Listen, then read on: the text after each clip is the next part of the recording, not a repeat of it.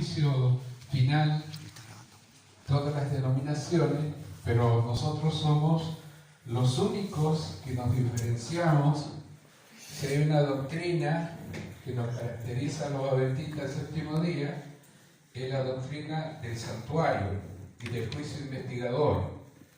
Por eso nosotros tenemos que estudiar bien este tema, porque las otras personas de las otras denominaciones, cada vez que nosotros hablamos de este tema, nos plantean varias preguntas y varios interrogantes que algunas veces a nosotros nos cuesta dar una respuesta acabada acerca de este tema. Por eso es importante que nosotros entendamos este tema en las Escrituras.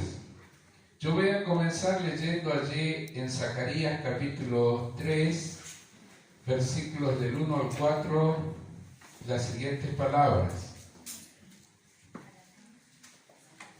Me mostró el sumo sacerdote Josué, el cual estaba delante del ángel de Jehová, y Satanás estaba a su mano derecha para acusarle.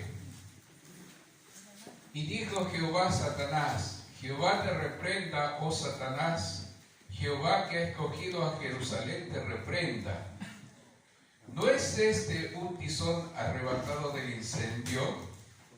Y Josué estaba vestido de vestiduras viles, y estaba delante del ángel, y habló el ángel, y mandó a los que estaban delante de él, diciendo: quitadle esas vestiduras viles.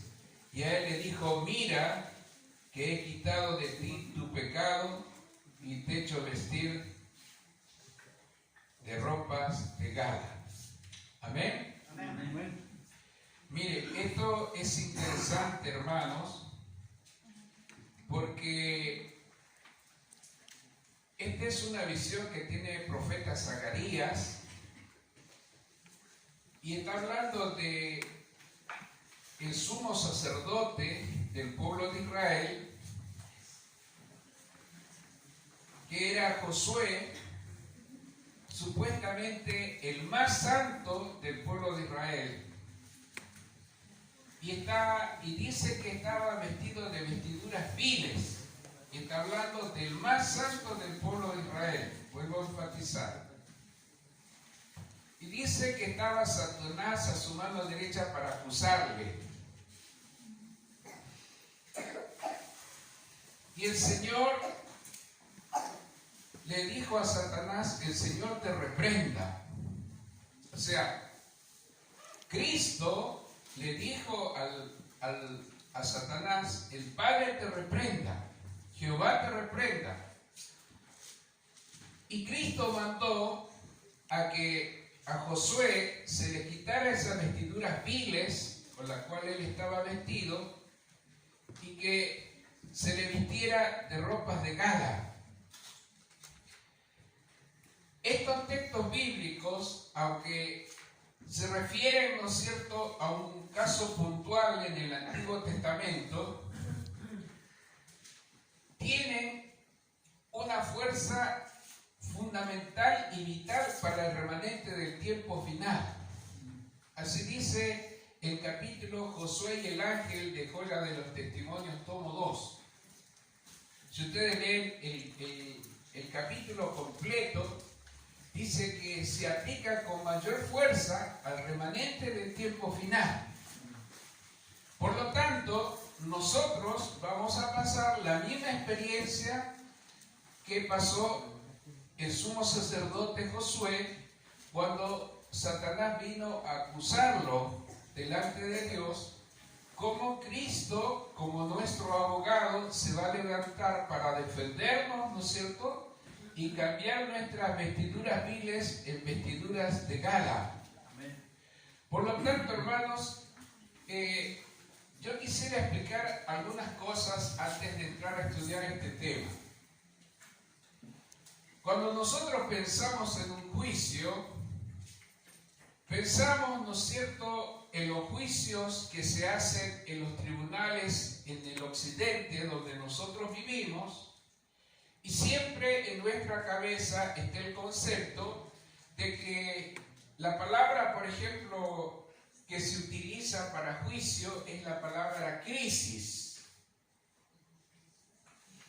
Y ustedes saben que las crisis que nosotros pasamos, ya sea una crisis en un matrimonio, una crisis que un joven pasa o una crisis que pasamos en la vida, produce cambios en la vida de nosotros, ya sea para bien o para mal. Ya sea que las crisis nos endurecen o nos ablandan. Ya sea que las crisis producen cambios positivos en nosotros, nos ayudan a madurar, a crecer, a ser mejores personas, o ya sea que las crisis nos desaniman, nos desalientan y nos tiran para atrás. Entonces, la palabra crisis, la palabra juicio, ¿no es cierto?, es algo especial que nosotros necesitamos entenderlo desde el punto de vista bíblico y no desde el punto de vista occidental, porque vuelvo a decir, en el medio en el cual nosotros nos movemos, cuando escuchamos que alguien va a ser juzgado, nosotros siempre pensamos en la cárcel, pensamos culpable, pensamos en la sentencia, ¿no es cierto?, en esos conceptos. Pero a un judío, cuando le decía que iba a ser juzgado, el israelita hacía fiesta porque decía, bueno, van a hacer un juicio a mi favor. Entonces era diferente la actitud de un judío frente al juicio que nosotros los occidentales cuando nos dicen que vamos a ser juzgados. Es un concepto totalmente diferente. Por lo tanto, hermanos, es importante que nosotros comprendamos que el juicio en la Biblia significa la restauración de todas las cosas, el triunfo de la justicia y el fin del conflicto entre el bien y el mal, y el triunfo del amor sobre el egoísmo. A eso se refiere, ¿no es cierto?, el juicio del cual habla la Biblia. Ahora, la Biblia habla de varios juicios.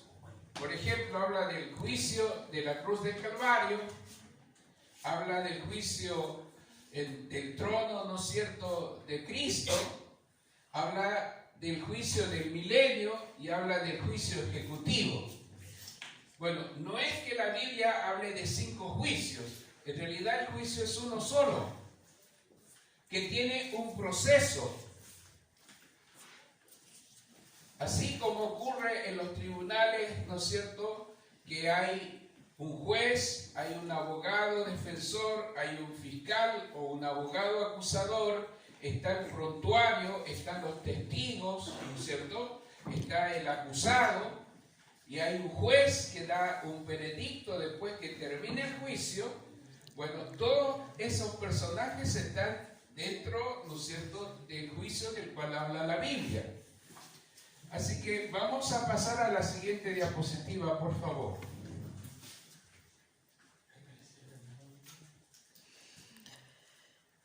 Bueno, ahí por ejemplo Daniel 7:10 habla del juicio antes de la segunda venida.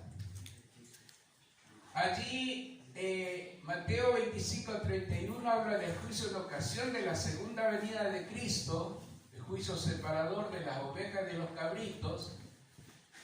Y allí él habla del juicio del milenio, que es el juicio de comprobación. Habla del juicio final del milenio. Y habla del juicio ejecutivo.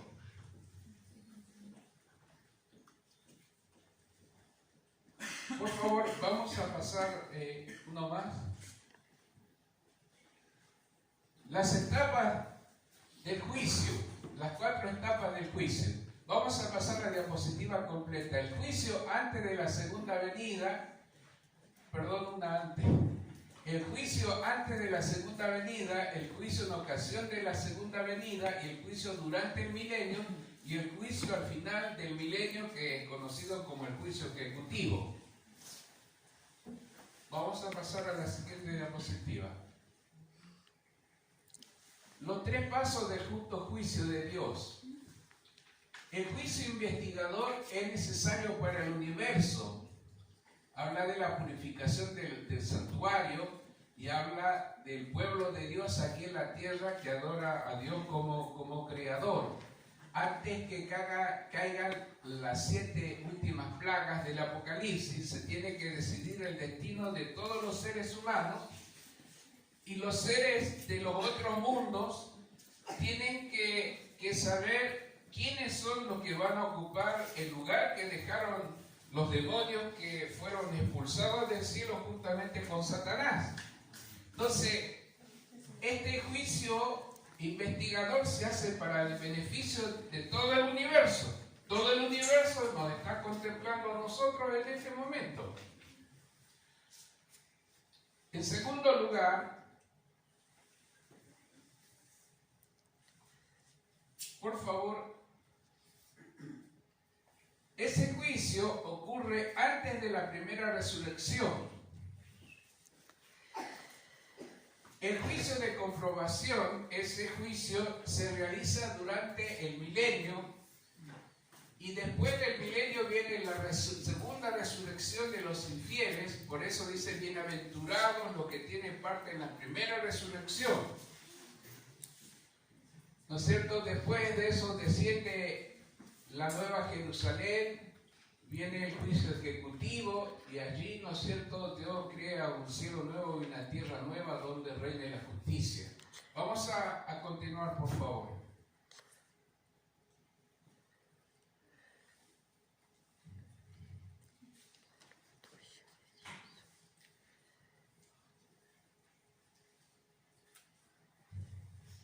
Este juicio investigador se realiza en el cielo,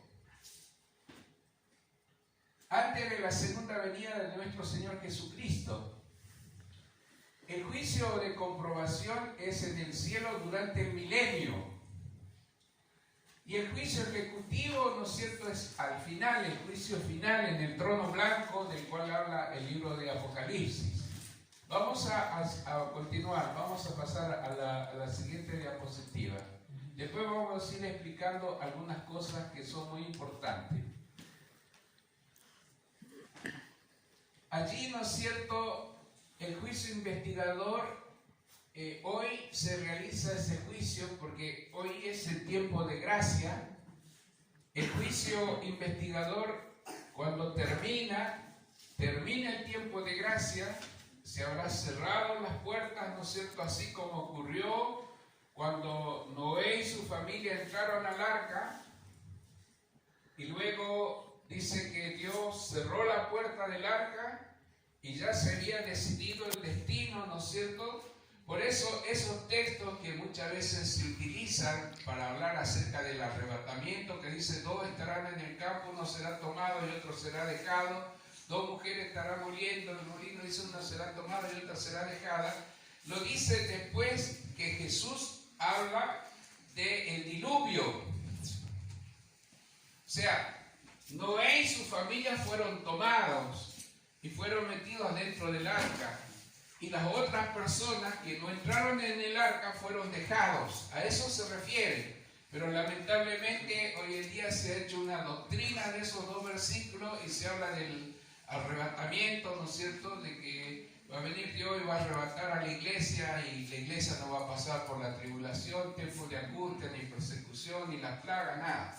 Esa no es enseñanza bíblica, sino que esa es una enseñanza que surgió, ¿no es cierto?, por un sacerdote jesuita que escribió un libro acerca de la segunda venida de Cristo en gloria y majestad.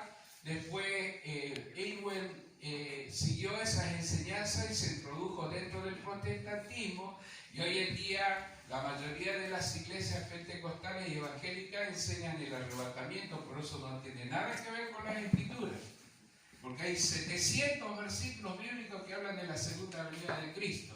Entonces, esto es importante que nosotros entendamos. El juicio de comprobación, ¿no es cierto?, durante el milenio es por revisión para beneficio de los creyentes.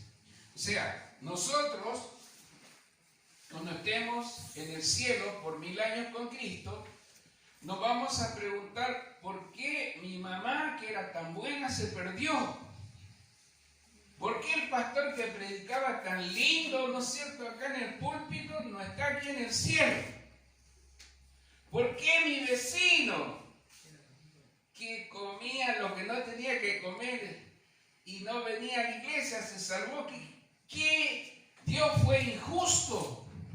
Entonces nosotros vamos a poder revisar los libros del cielo y vamos a ver lo que cada ser humano hizo y por qué algunas personas se perdieron y por qué otras personas se salvaron. No nos olvidemos, hermanos, que el Evangelio que la Biblia enseña dice que Jesús murió por los pecados de todos los seres humanos. Que Dios ama a todos los seres humanos. Que la gracia de Dios es para todos los seres humanos.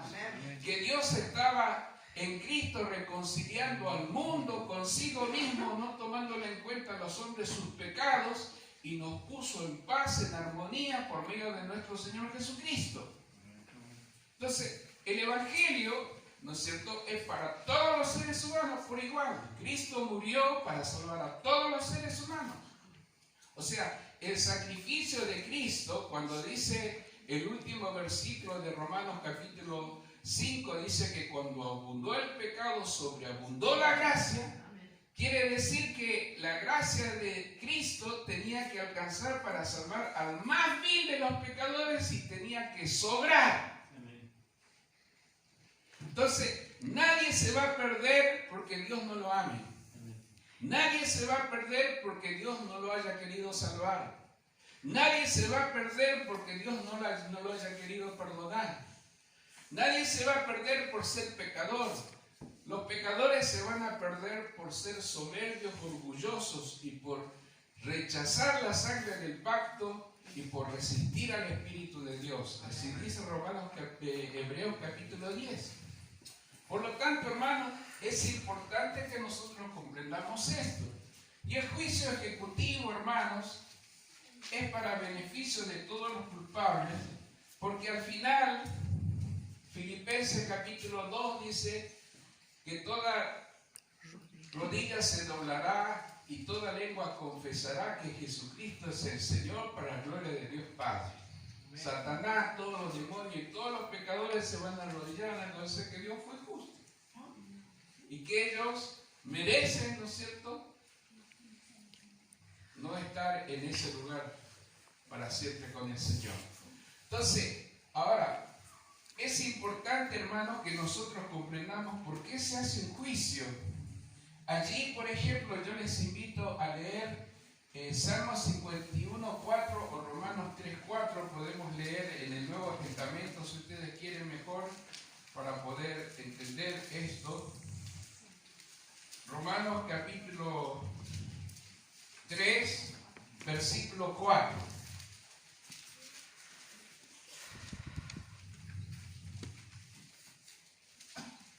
Dice así: de ninguna manera, antes bien sea Dios veraz y todo hombre mentiroso, como está escrito, para que seas justificado en tus palabras y venzas cuando fueres juzgado.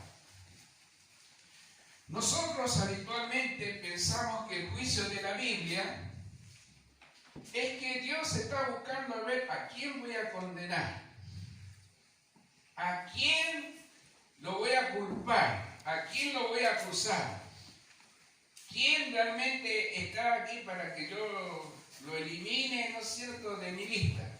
O sea, nosotros lo vemos a Dios como un juez inexorable, con una justicia punitiva, que Dios es como un vigilante que está mirando a ver quién se equivoca para visitarlo con juicios y castigos, o a ver quién yerra, ¿no es cierto?, para juzgarlo y condenarlo. En realidad, el principal culpable que está sentado en el banquillo de los acusados es Dios mismo, hermano. Cuando comenzó el conflicto en el cielo, Satanás argumentó que la ley de Dios le privaba a los ángeles de goces y placeres más profundos, y que los ángeles no necesitaban una ley, porque ellos eran perfectos. En realidad, lo que él estaba diciendo es que la ley es imperfecta. Y como Dios es el que creó la ley para los seres creados, y si la ley es imperfecta, Dios es imperfecto. Y si la ley de Dios es imperfecta e injusta, y Dios es imperfecto e injusto, su gobierno es imperfecto e injusto.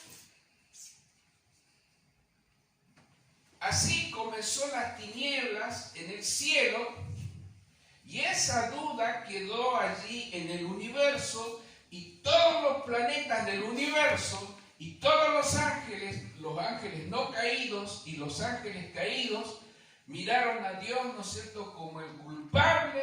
¿Por qué Dios permitió, ¿no es cierto?, que Satanás se rebelara en el cielo? ¿Por qué Dios permitió que Eva tomara del fruto y lo comiera? ¿Tiene algún defecto la ley de Dios? ¿Tiene algún defecto el carácter de Dios? Ustedes van a ver en las Escrituras, por ejemplo, en primera de Juan dice que Dios es luz y no hay ninguna tiniebla en él. El salmista dice, la mancha es de sus hijos. Pero sin embargo, Dios, ¿no es cierto?, se prestó a sí mismo para que todo el universo, todos los seres creados, todos los mundos creados, todos los ángeles pudieran, ¿no es cierto?, ver si realmente Dios era justo y misericordioso o Dios realmente era injusto y misericordia. Y el Salmo 85:10 dice que la justicia y la misericordia se encontraron, la justicia y la paz se besaron. Allí en la cruz del Calvario, Dios manifestó su amor tanto en su justicia como en su misericordia, y no menos en su justicia que en su misericordia. Cristo no solamente murió bajo la condenación de la ley y reivindicó la ley de Dios al vivir una vida perfecta, sino que Dios estaba reivindicando el carácter de Dios ante el universo. Estaba salvaguardando los mundos no caídos y a los ángeles que nunca cayeron. Estaba dando su vida para salvar a la humanidad, y a través de su sacrificio estaba restableciendo la armonía en el universo. Por eso se hace un juicio. El juicio no es que Dios hace un juicio para ver a quién condeno, a quién elimino de mi lista. Ese no es el propósito, hermanos, del juicio de Dios. El propósito del juicio de Dios es demostrar, hermanos, que Dios es justo al justificar al que es de la fe de Jesús. Miren, vamos a continuar. Tanto la profecía de Daniel 8, hasta 2300 tardes y mañanas luego el santuario será purificado, como el mensaje del primer ángel, temed a Dios y dadle gloria, porque ha llegado la hora de su juicio. Eso está, hermano, en Daniel 8:14 y en Apocalipsis 14:7. Señalan el ministerio de Cristo en el lugar santísimo como el sumo sacerdote que entra en juicio con su iglesia de la Odisea, que significa un pueblo en juicio o un pueblo juzgado. Eso significa, ¿no es cierto?, la última iglesia de Apocalipsis 7, que nosotros somos la última iglesia, hermanos. Lao y Odisea está compuesto de dos palabras, ¿no es cierto? Lao, pueblo, Odisea, juicio. Entonces, se puede entender como un pueblo en juicio o un pueblo juzgado. Ahora, lo importante es que nosotros comprendamos, hermanos, que el objetivo del mensaje de la Odisea, por ejemplo, la iglesia de este tiempo dice así: yo soy rico, me he enriquecido y no tengo necesidad de ninguna cosa. Y Dios le dice a la iglesia de este tiempo, le dice: ¿no sabes que tú eres un desventurado, miserable, pobre, ciego y desnudo? Ahora, el hecho de que Dios nos describa nuestra verdadera condición no tiene el propósito de destruirnos, porque Él nos advierte, dice que ojalá fuera frío o caliente, pero por cuanto eres tibio, te vomitaré de mi boca, dice. Pero el Señor le dice: yo te aconsejo, le dice, que de mí compres oro refinado en fuego para que seas rico, vestiduras blancas para que no se descubra la vergüenza de tu desnudez, y unge tus ojos con colirio para que veas. O sea, Dios no solamente le describe su problema a la iglesia del tiempo final, sino que le da la solución. Amén.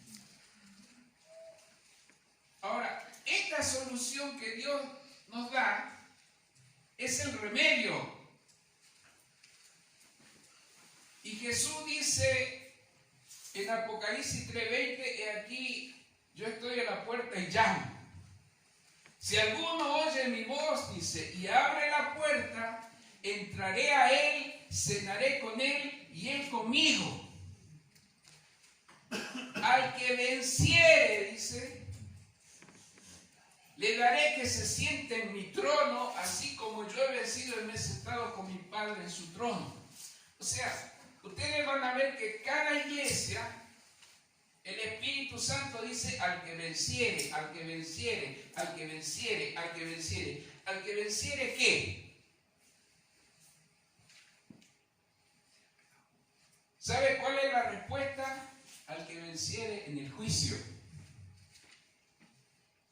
¿Y sabe quiénes vencen en el juicio? Los que aceptan a Jesús como su abogado. Amén. Amén. Jesús jamás perdió un caso.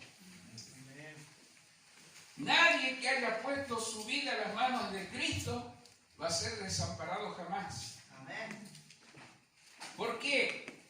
Porque en el juicio ejecutivo Jesús no va a ser abogado, va a ser juez. Y ya no va a poder revocar la sentencia que se da en este juicio que se está llevando a cabo ahora. Por eso, hermano, es importante. Vamos a seguir a la siguiente diapositiva. Dice: debemos recordar siempre el hecho de que el tiempo es corto, la iniquidad abunda por todas partes, los justos son como luces en el mundo. Por medio de ellos, la gloria de Dios debe manifestarse a este. Más que un juicio del creyente, es un juicio para el creyente en beneficio de los hijos de Dios. Y allí tenemos algunos textos bíblicos. Por ejemplo, Jueces 2:18 dice: y cuando Jehová les levantaba jueces, Jehová estaba con el juez y los libraba de la mano de los enemigos todo el tiempo de aquel juez, porque Jehová era movido a misericordia por sus gemidos a causa de los que lo oprimían y afligían. ¿Para qué Dios le levantaba jueces al pueblo de Israel? Para librarlos. No nos olvidemos nunca de esto, hermanos.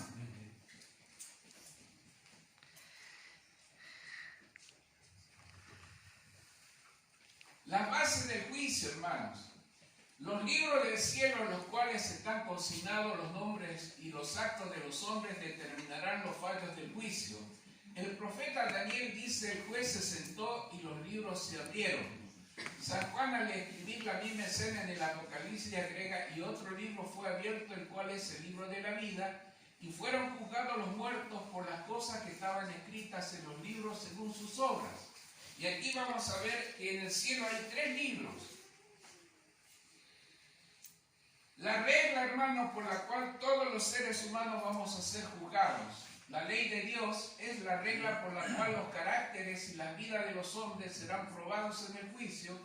Salomón dice, temed a Dios y guarda sus mandamientos, porque esta es la suma del deber humano, pues que Dios traerá toda obra a juicio. Eclesiastés 12, 13 y 14. El apóstol Santiago, en Santiago 2:12, dice, amonesta a sus hermanos diciéndoles, así hablad pues y así obrad como hombres que van a ser juzgados por la ley de la libertad. O sea, hermanos, todos tenemos una misma regla. Todos vamos a ser juzgados por una misma regla. Aquí no existe favoritismo. No es como ocurre aquí en Chile, que una persona, ¿no es cierto?, que no pagó el bus, 700 pesos lo meten a la cárcel 3 meses. Y una persona que, ¿no es cierto?, traficó con drogas, saltó un banco, están libres. Bueno, aquí no hay favoritismo. Aquí no existe ricos ni pobres, no existe sabios ni ignorantes. No existe acá que uno es bueno y otro es malo y que Dios va a jugar con una regla al bueno y con otra regla al malo. Hermano, acá la regla para todos es igual, sin ninguna distinción.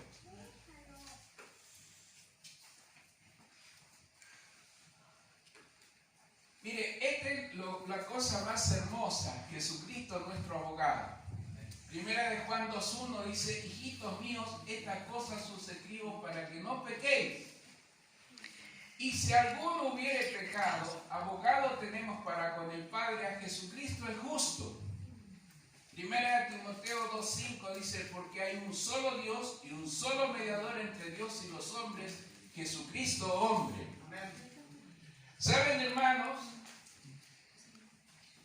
Cuando yo esta semana estuve leyendo el juicio investigador del conflicto de los siglos, estuve leyendo Josué y el ángel de Joya de los Testimonios, tomo 2, estuve leyendo Aceptados en Cristo de Fe y Obras, estuve leyendo Cristo nuestro sumo sacerdote de Mensajes Selectos, tomo 1, y a mí, hermano, yo quedo impresionado al ver realmente cómo nosotros muchas veces no entendemos cuando Jesús dijo, yo soy el camino, la verdad y la vida, nadie viene al Padre si no es por mí.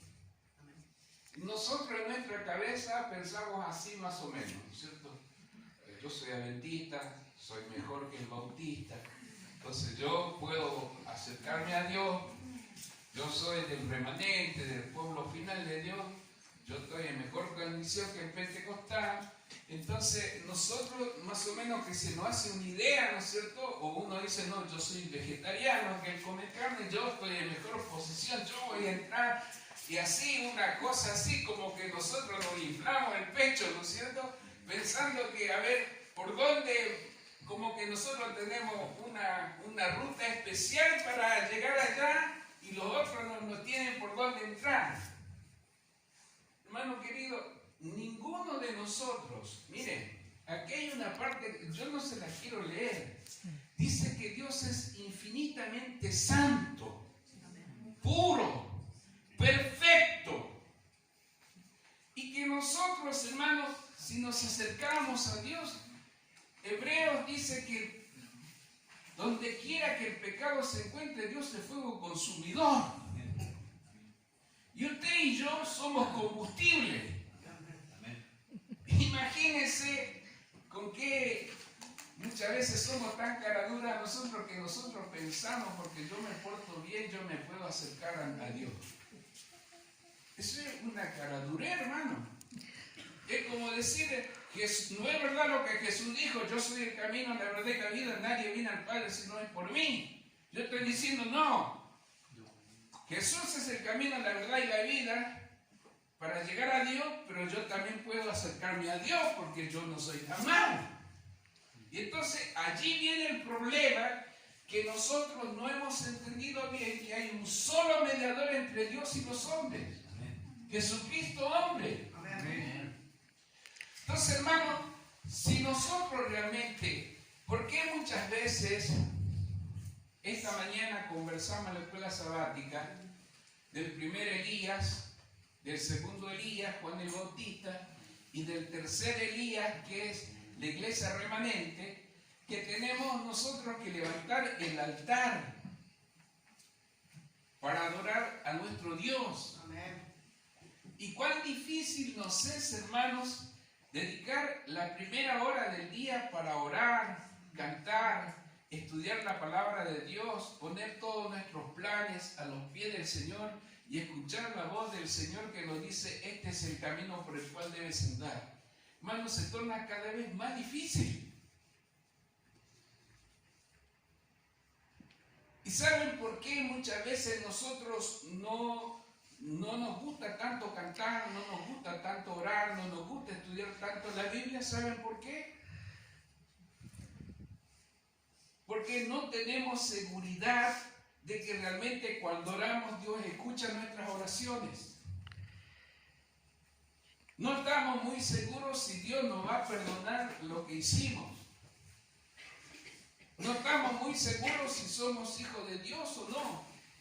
Y entonces, esa inseguridad que tenemos solamente lo produce el no aceptar a Cristo como nuestra justicia, y por la fe en la vida perfecta de Cristo y en su sangre plenamente expiatoria entrar a la misma presencia de Dios y tener una comunión íntima con el Padre como la tuvo Jesús cuando vivió aquí en la tierra con el Padre. ¿Por qué?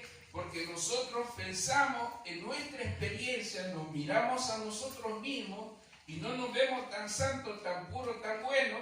Entonces esa es la razón por la cual no le encontramos tanto placer en estudiar la Biblia, no encontramos tanto placer en orar, ni tampoco en cantar. Y entonces, como no nos llama mucho la atención, ahora si fuera un partido de fútbol, si Chile le gana a Argentina, ahí sí yo puedo estar 2 horas, 3 horas ahí. ¿Me entiendes? Pero como esto es algo espiritual y algo realmente que va en contra de la carne, entonces si yo realmente no tengo seguridad de que Dios me ama, de que Dios me perdona, de que Dios me acepta, entonces nunca voy a encontrar placer en orar, en estudiar la palabra, en asistir a las reuniones de la iglesia. Por eso, hermano, esto es fundamental que nosotros comprendamos. Amén. Vamos a pasar a la siguiente diapositiva. Ahí tenemos una descripción, ¿no es cierto?, de juicio. Dios el Padre el juez, según Daniel 7, 9, 10. Los ángeles los testigos. Satanás el acusador. Jesús es el abogado de los que lo confiesan delante de los hombres. Allí en Mateo 10, 32 y 33 Jesús dijo: el que me confesare delante de los hombres, yo le confesaré delante de mi Padre, delante de sus santos ángeles. Y el que me negare delante de los hombres, yo le negaré delante de mi Padre y de sus santos ángeles. Hermanos, en el juicio ejecutivo Jesús va a ser nuestro juez. Amén. Por eso, hermanos, nosotros debemos acercarnos confiadamente al trono de la gracia, porque Jesús está abogando por nosotros. Amén. Ahora, ¿por qué un juicio investigador? Mire, en la parábola de las bodas, allí en el capítulo 22 de Mateo, se emplea la misma figura de la boda y se va a las claras que el juicio investigador se realiza antes de ella, antes de que se lleve a cabo, entra el rey para ver a los huéspedes y cerciorarse de que todos llevan las vestiduras de boda, el manto inmaculado del carácter lavado y emblanquecido en la sangre del cordero. Mateo 22 y Apocalipsis 7, 14. Cuando preguntan quiénes son estos y de dónde han salido, en Apocalipsis, estos son los que lavaron sus vestiduras en la sangre del cordero y las han emblanquecido.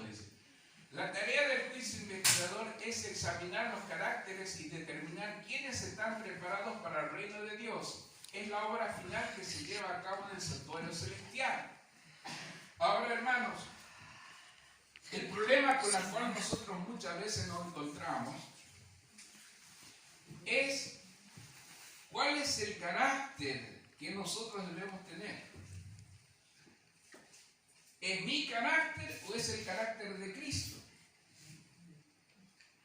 Y entonces allí entramos en una disyuntiva nosotros, porque resulta que cuando uno lee, ¿no es cierto?, algunas citas de Elena G. de White, la vez pasada había dos hermanitas que vinieron y repartían unos papelitos, que es una cita que está en el conflicto de los siglos acá, que dice que cuando la iglesia reproduzca perfectamente el carácter de Cristo, dice, Jesús vendrá a reclamarlos como suyos. Entonces nosotros estamos esperando cuándo vamos a llegar a ese estado.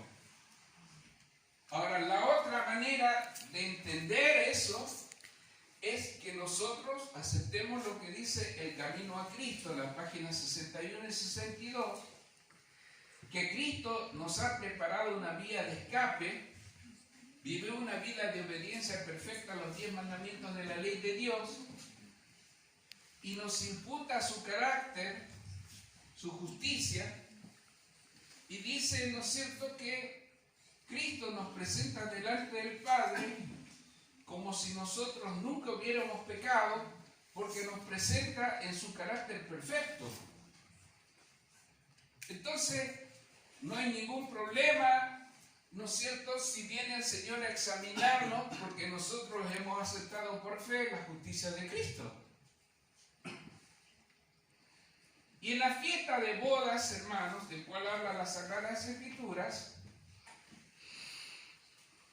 las personas que realizaban las bodas proveían una vestidura de fiesta para todos los convidados. Y usted entraba a la fiesta y encontraba allí un vestido blanco que decía Orlando. Yo agarraba el vestido y me lo ponía. Había otro que decía Rodrigo, y venía Rodrigo y agarraba el vestido y se lo ponía. ¿Sí? Y cada uno tenía su vestidura hecha a su propia medida y con su nombre. Entonces, cuando vino el rey y miró a todos los convidados, todos estaban vestidos de fiesta. Pero de repente vio a uno que no estaba vestido de fiesta y se acercó y le preguntó y le dijo, amigo mío, ¿por qué no estás vestido de fiesta? Y dice que él enmudeció. ¿Por qué enmudeció? Porque no podía decir yo no puedo. No podía decir yo no tengo. No podía decir yo no tengo plata para comprar. No podía decir no, la costurera no me cosió uno para mí. No podía decir no, ese vestido no me queda bien. ¿Por qué? Porque ya había sido hecho la provisión para todos los convidados. Y al no vestirse de vestido de bodas, estaba ofendiendo al rey que lo había invitado. Y hermano, si la salvación es gratuita, si la justificación es por gracia, ¿dónde está el problema? ¿El problema está en Dios, que no hizo la provisión? ¿O el problema está en nosotros, que no queremos aceptar lo que Dios nos ofrece gratuitamente? ¿Dónde está el problema? Vamos a continuar. En el sistema simbólico que era sombra del sacrificio del sacerdocio de Cristo, la purificación del santuario era el último servicio efectuado por el sumo sacerdote en el ciclo anual de su ministerio. Era el acto final de la obra de expiación, una remoción o eliminación del pecado de Israel. Prefiguraba la obra final del ministerio de nuestro sumo sacerdote en el cielo. Es el acto de borrar los pecados de su pueblo consignados en los libros celestiales. Miren, hermanos, si ustedes leen detenidamente el nuevo pacto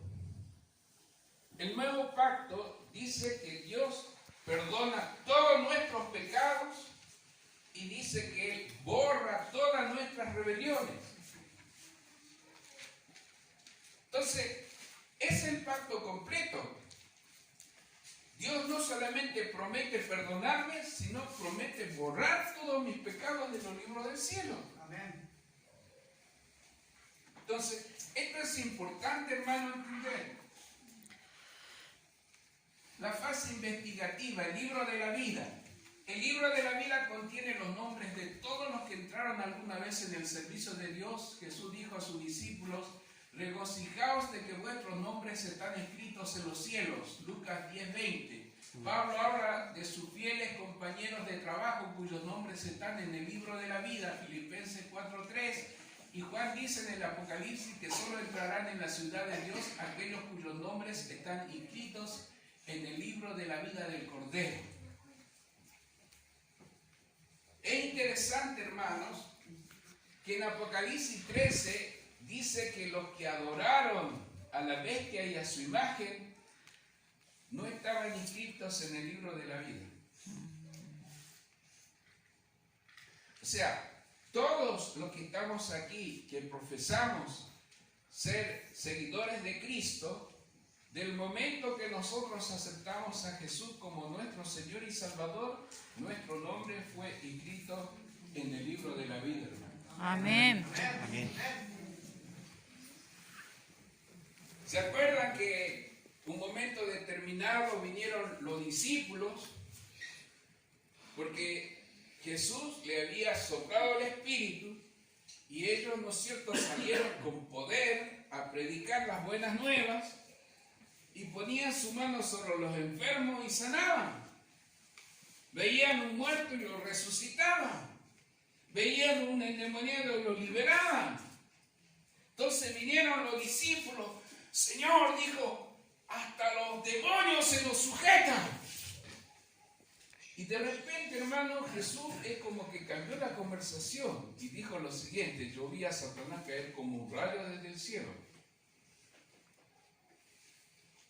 ¿Por qué Jesús le dijo eso a los discípulos? Ellos venían contentos de que podían sanar a los enfermos, expulsar a los demonios, y Jesús le dice: yo vi a Satanás caer como un rayo desde el cielo. Porque Satanás cayó por su orgullo y su soberbia. Y nosotros también, como creyentes, Dios nos puede utilizar grandemente, hermano. Dios puede resucitar un muerto a través de cualquiera de nosotros. Y nosotros así arrendar el pecho, así que bueno que soy yo, cómo resucité o cómo curé al enfermo. En realidad fue Dios el que hizo esa obra, no fuimos nosotros, fuimos los instrumentos que Dios utilizó para hacer ese trabajo. Amén, amén. Y Jesús le dijo una cosa: no se alegren de que los demonios se os sujetan, sino alegraos porque vuestros nombres están escritos en el libro de la vida. Amén. Amén. Y ese debe ser nuestro gozo, hermano. El libro de memorias, hermanos. Delante de Dios está escrito un libro de memoria en el cual quedan cocinadas las buenas obras de los que temen a Jehová y de los que piensan en su nombre. Sus palabras de fe, sus actos de amor están registradas en el cielo.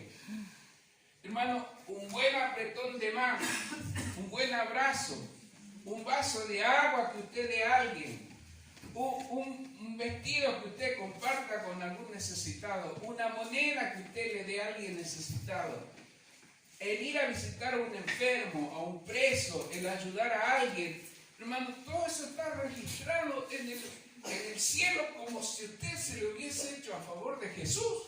Amén.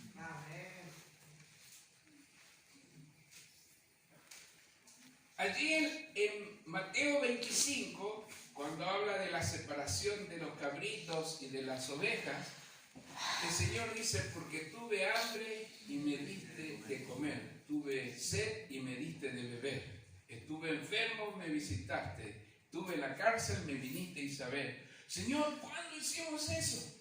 Jesús le dijo: por cuanto lo hiciste a uno de mis pequeñuelos, a mí me lo hiciste. Amén. Hermano, los hijos de Dios no andan anotando en un libro: hoy hice esta obra buena, mañana hice esto, pasado hice esto y esto lo hice. No, hermano. Sino que brota espontáneamente del corazón ayudar a alguien cuando uno ve a alguien necesitado, simplemente uno extiende la mano porque es un hijo de Dios. Entonces, todo eso está registrado, hermanos, allí. el libro de los pecados. Hay además un registro en el cual figuran los pecados de los hombres, pues que Dios traerá toda obra a juicio juntamente con toda cosa encubierta, sea buena o sea mala. Eclesiastés 12:14. De toda palabra ociosa que hablaron los hombres darán cuenta en el día del juicio, dice el Salvador. Por tus palabras serás justificado y por tus palabras serás condenado. Mateo 12:36 y 37. Saben, hermanos, cuando uno lee aquí el conflicto de los siglos, el capítulo del juicio investigador, dice que cada motivo, cada intención, cada pensamiento, cada sentimiento, hermanos, la ley de Dios, nosotros muchas veces no vemos en su carácter espiritual, sino que lo vemos como 10 letras muertas. Miramos, ¿no es cierto?, la ley del monte Sinaí que dice, no matarás. Entonces digo, yo no mato, yo no robo, ¿cierto? Entonces nosotros nos vemos tan santitos cuando miramos la ley de Dios, pero hermanos, cuando uno ve el espíritu de la ley, lean el Sermón del Monte, que es conocido como el Sermón Desenmascarante. Dice el Señor, oíste que fue dicho, no matarás. Pero yo digo que el que se enoja contra su hermano, ya es un homicida. ¡Qué terrible! Oíste que fue dicho, no adulterarás. Pero yo digo que un hombre que mira a una mujer para codiciarla ya ha adulterado en su corazón. Está hablando de algo mucho más profundo que un comportamiento externo, hermanos. Mire, usted puede haber nacido en una villa miseria, como lo llaman allá en Argentina, donde viven los pobres, y haberse educado en la mejor universidad y usted dejó la pobreza y usted se hizo un médico famoso. Usted tuvo la oportunidad a través de la educación de usted educarse, progresar en la vida y ser una persona diferente. Pero déjeme decirle algo. El cambio que hizo esa persona es de afuera. Lo que Dios quiere es cambiar nuestro corazón, nuestras intenciones, nuestros motivos, nuestros sentimientos, nuestras emociones, nuestro carácter. Y eso es algo mucho más profundo, hermano, a lo cual Dios está apuntando. Fíjese que la palabra de Dios no solamente dice que el pecado es infracción de la ley, sino que dice que al que sabe hacer lo bueno y no lo hace, le es pecado. O sea, el pecado no solamente es por hacer cosas malas, sino por dejar de hacer cosas buenas. Por lo tanto, hermanos, va mucho más allá, ¿no es cierto?, de lo que nosotros algunas veces pensamos, ¿no es cierto?, que el pecado son actos puntuales. Cuando Jesús, por ejemplo, allí en San Juan, capítulo 16, versículos 8 y 9, dice el Señor que cuando venga el Espíritu Santo nos convencerá de pecado. Dice, de pecado por cuanto no creen en mí. Hermano, ahí está hablando de algo espiritual muy profundo. Porque el rechazar a Cristo, hermano, el no creer en Cristo no es rechazar una iglesia, no es rechazar una religión. Usted está rechazando la vida. Y fuera de Cristo no hay vida. Por eso en Primera de Juan, capítulo 5, dice, el que tiene al Hijo, tiene la vida. El que no tiene al Hijo de Dios, no tiene la vida. Entonces, el pecado va mucho más allá, hermanos, que simplemente actos externos. Y esto es importante que lo comprendamos. Vamos a rellenar allí. Ahí está bien. El juicio del milenio, hermanos, los creyentes como jueces. Primera de Corintios 6, 2 y 3 dice, ¿o no sabéis que los santos han de juzgar al mundo, y si el mundo ha de ser juzgado por vosotros, sois indignos de juzgar cosas pequeñas? ¿O no sabéis que hemos de juzgar a los ángeles? ¿Cuánto más las cosas de este mundo? Apocalipsis 24 y 5 dice, y vi tronos y se sentaron sobre ellos los que recibieron la facultad de juzgar y vivieron y reinaron con Cristo 1000 años. Hermanos, nosotros vamos a tener el privilegio de sentarnos allí en el juicio y ver por qué algunas personas se salvaron y por qué otras se perdieron. Allí vamos a ver realmente por qué Lucifer se rebeló contra su creador, cómo los ángeles se convirtieron en demonios. Allí, hermanos, nosotros vamos a ver todo eso. Vamos a ser parte, ¿no es cierto?, de revisar los libros del cielo. Vamos a pasar a la siguiente diapositiva.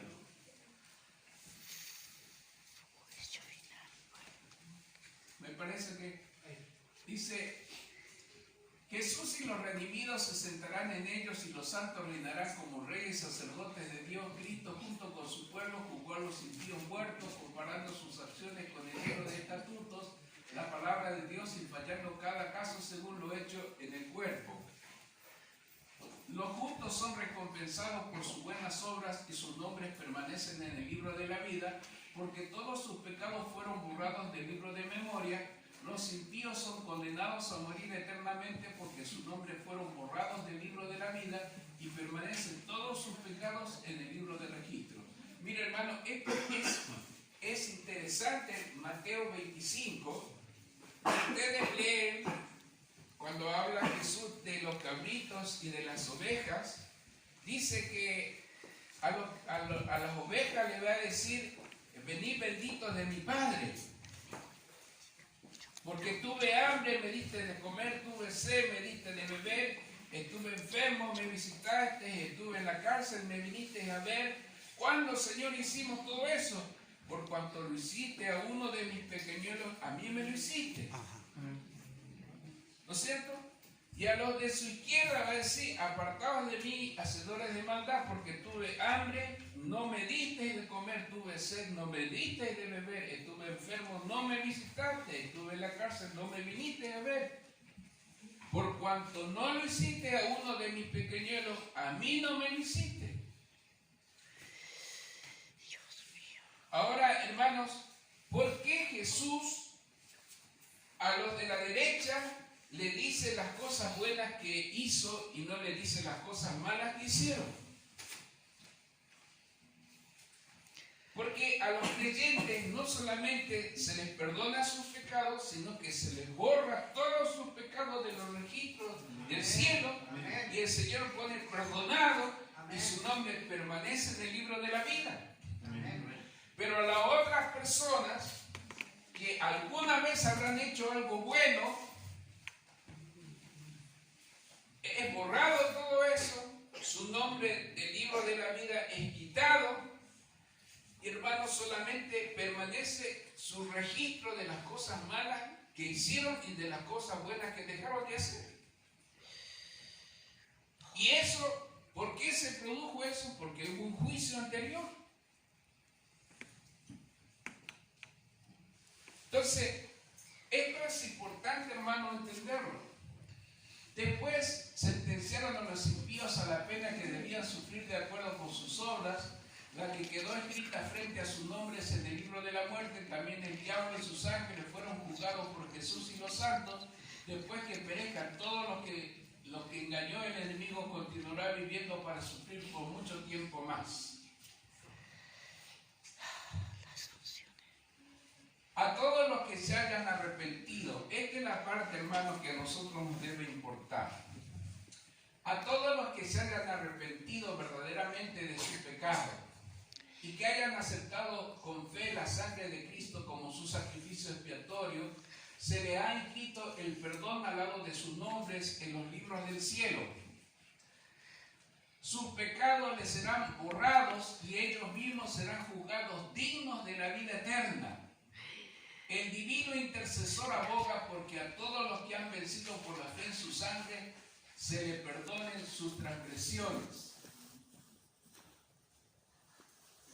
Jesús, nuestro abogado, presenta una súplica eficaz en favor de todos los que mediante el arrepentimiento y la fe le han confiado la guarda de sus almas intercede por su causa y vence a su acusador con los poderosos argumentos del Calvario, su perfecta obediencia a la ley de Dios aún hasta la muerte de cruz, le ha dado toda potestad en el cielo y en la tierra, y él solicita a su Padre misericordia y reconciliación para el hombre culpable. Amén. Hermano, esto es lo importante, que cada día yo ponga mi vida en las manos del Señor. Miren, hoy estaba leyendo un comentario de un teólogo, doctor de teología de origen judío, adventista, de apellido Duncan, y él dice lo siguiente, que hasta el día de hoy los judíos viven como quieren, cada uno hace su vida, pero cuando llega la fiesta de Yom Kippur, dice que todos se arrepienten, todos confiesan sus pecados y todos se lamentan por las cosas malas que hicieron. Porque para ellos el día de Yom Kippur es el día, ¿no es cierto?, de confesión y arrepentimiento, y es el día del perdón y de la restauración. Hermano, yo pregunto, ¿cómo estamos viviendo nosotros hoy en día? ¿Sabían ustedes que estamos viviendo en el día de la expiación? ¿Sabían ustedes que estamos viviendo en el día del juicio? ¿Sabían ustedes que en este momento Cristo está pidiendo para nosotros no solamente el perdón de nuestros pecados, no solamente que sean borrados nuestros pecados del libro del cielo, sino que está pidiendo tronos y reinos para cada uno de nosotros? Ahora, mire, voy a leer la última cita, tengo mucho material acá, pero voy a leer la última cita. Quiero contarles de una persona que tuvo una visión. Ella se llama Elena G. de White. Recibió 2000 visiones, escribió 100.000 páginas, ayudó a fundar la Iglesia Adventista del Séptimo Día, y hoy en día en los Estados Unidos de Norteamérica es reconocida como una de las personas más influyentes de los Estados Unidos de Norteamérica. Esta mujer, con un 3er grado de la escuela básica, escribió libros sobre medicina 100 años más adelantado que la ciencia y los médicos. Escribió libros sobre educación que los mejores rectores y los mejores profesores de las mejores universidades no podrían haber escrito un libro de educación mejor que ella. Escribió libros sobre salud y sobre la prevención de la salud mejor que los científicos más adelantados y los mejores médicos. Esta mujer tuvo una visión y ella vio cómo su vida, cuando su vida iba a ser pasada en el juicio de Dios. Miren lo que dice ella. He sido traída, por decirlo así, delante del gran trono blanco y he visto mi vida cómo aparecerá allí. No encuentro nada de qué gloriarme, ningún mérito que pueda defender. Indigna, indigna del menor de tus favores, oh mi Dios, es mi exclamación. Mi única esperanza está en un Salvador crucificado y resucitado. Reclamo los méritos de la sangre de Cristo. Jesús salvará hasta lo sumo a quienes pongan su confianza en Él. Amén. ¿Cómo nosotros vamos a salir vencedores, hermanos, en este tiempo? Confiando en los méritos de nuestro Señor Jesucristo. Amén.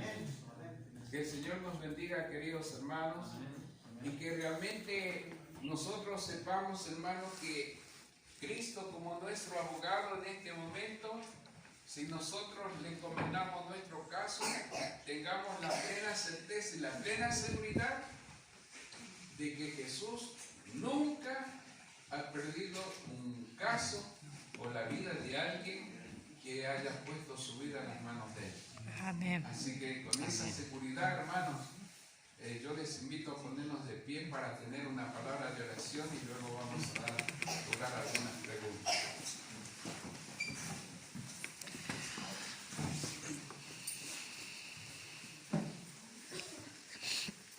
Querido Padre que estás en los cielos, te alabamos, te damos gracias, Señor, porque usted nos ama con un amor eterno, incondicional a cada uno de nosotros. Y no solamente lo dice a través de sus palabras, sino lo ha demostrado a través de sus hechos. Cuando usted entregó a Cristo allí en la cruz del Calvario para que Él fuera condenado en nuestro lugar, para que Él muriera la muerte que nosotros deberíamos morir, y para que Él pudiera vencer el pecado, la muerte, vencer a Satanás y ganara la victoria para cada uno de nosotros. Gracias, Señor, porque ese mismo Jesús que dio su vida para salvarnos en la cruz del Calvario es el que está intercediendo en el santuario celestial como nuestro abogado. Gracias porque a través de Él nosotros podemos acercarnos a su trono de gracia. Gracias porque usted nos ha dejado la puerta abierta del lugar santísimo. Gracias porque podemos confiar en sus manos y sabemos que Él nunca ha perdido un caso, sino que Él tiene poder expiatorio para limpiarnos de todos nuestros pecados, para borrar nuestras rebeliones de los libros del cielo y para que nuestro nombre permanezca en el libro de la vida. Amén. Señor, te suplicamos que nos sostengan con tus brazos amorosos para que nosotros permanezcamos fieles en este tiempo final que va a ser muy difícil, Señor. Solamente porque usted nos sostiene vamos a poder pasar todos estos problemas que se avecinan.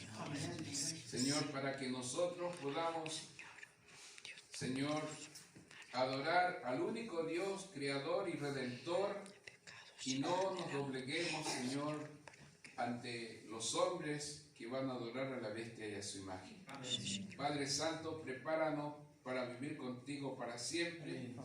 Purifícanos, Señor, límpianos, modélanos, fórmanos a imagen y semejanza de Jesús, para que podamos terminar de proclamar tu evangelio pronto y para que Jesús venga pronto a buscarnos. Gracias por tu bendición, en el nombre bendito de Jesús. Amén. Amén, Señor. Mire, voy a tomarme un pequeño break. Yo les iba a leer